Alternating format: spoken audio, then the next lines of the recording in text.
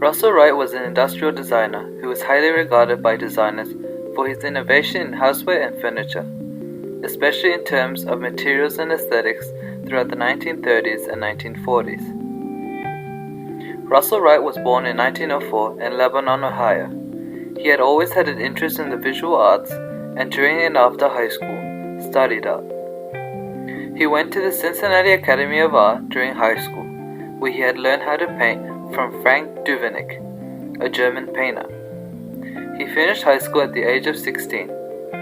He went to New York and continued learning at the Art Student League from 1920 to 1921. During his time at the league, his teacher Kenneth Hayes Miller told him to transition into sculpting and 3D work due to his tendency to carve paint onto his canvas.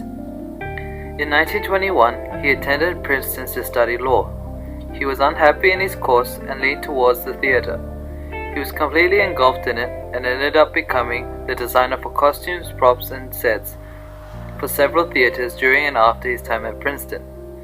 He first worked at the In Time Playhouse and the Triangle Club, both student-run theaters. During his sophomore year, he became acquainted with one of his mentors, Norman Belguedes. Belguedes took him on board to help him in these productions in France. Wright left Princeton in order to do this, and on his return began to work for other theaters. He worked at the Theatre Guild, Neighborhood Playhouse, and the Group Theatre as a stage manager. He then eventually got a job from George Cukor in Rochester, New York, as an overseer of props and sets. In 1927, Wright married his partner, Mary Wright, who became a significant person not only in his personal life, but in his professional life as well.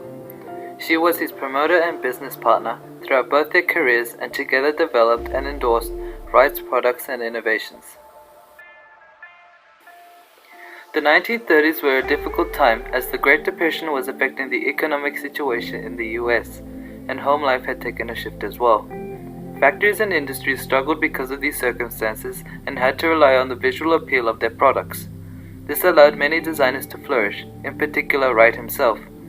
The couple created the Informal Serving Accessories Company. His goal was that he would always uphold the trend to informality, to facilitate the way of ease and informality of living by design in the post-World War. In 1935, he released his first kitchenware line named Oceana.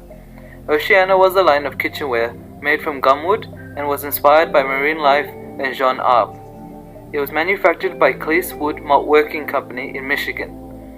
It was a huge success and ended up on the cover of a 1940 Museum of Modern Art bulletin promoting modern design. This was followed by the American Modern Kitchenware around 1937. It followed in the organic style that Oceana had, but carried on the traditional pottery method. It was awarded Best Ceramic Design in 1941 and became the best-selling tableware line in the 20th century, grossing $150 million in sales. In 1946, Wright released the Casual China Kitchenware. This chinaware was aimed at the growing middle class of the time. It was able to last up to 3 years and was made as a progression of the American Modern. Dishwashers became more common and American Modern kitchenware would chip easily. Casual China avoided these problems more effectively and was the product of experimentation with Wright's usual clay formula. In 1950, the Wrights released a publication called Guide to Easier Living.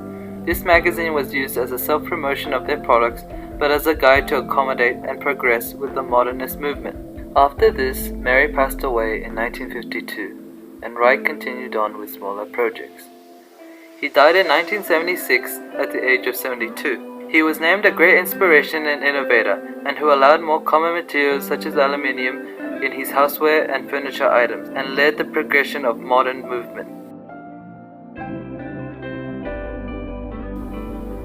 Wright's Casual China dinnerware set was chosen and exhibited in the What is Good Design exhibition. It was manufactured by Iroquois China Company in 1946 and made from glazed vitreous china. Wright himself commented that China lovers are going to be scandalized at the use of the material. It includes a dinner plate, casserole dish, vegetable dish, teapot, cream and sugar bowl, soup bowl, open bowl, cup, and saucer. This particular design correlates to several of Dieter Ramsey's principles of good design. Firstly, its aesthetics is quite unique and does not take away the functionality of the product. The objects are rounded and have a nice smooth gloss. It appears clean and comfortable to hold and utilize. It also follows the principles of usefulness and innovation. As mentioned before, American society had changed over the course of the 20th century. Preparing dinner parties and social events became tedious and time-consuming to the average household. In Time magazine 1946, it says the following: Wright's tableware is made to be stacked compactly, requiring less space than conventional dishes in the closet. The simplicity of shape is intended to facilitate speed in washing and drying. The overall design also made it easier to clean up and was reusable.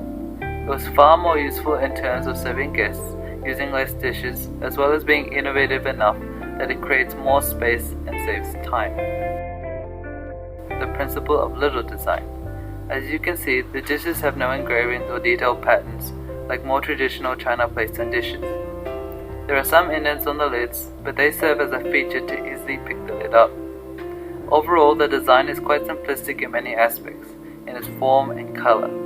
The simplicity draws more focus on what the actual object is and the function or purpose it serves in the set.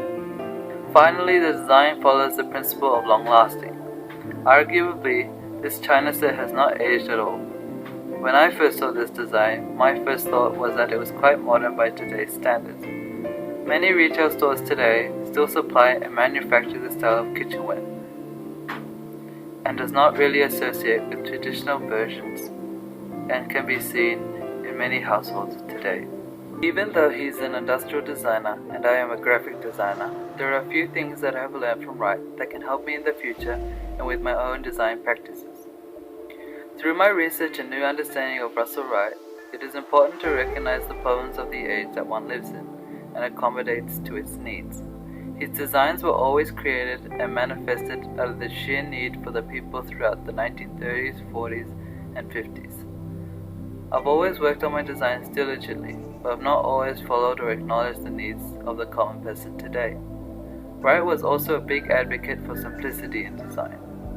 I have always tried to create detailed works that do not always give me the result I wanted, and sometimes are not appropriate to some contexts. Complexity can be interesting and impressive, but does not always mean it is a good design. I have tried to follow Wright's belief of simple, clean design that targets the specific needs of the client, audience, and wider community.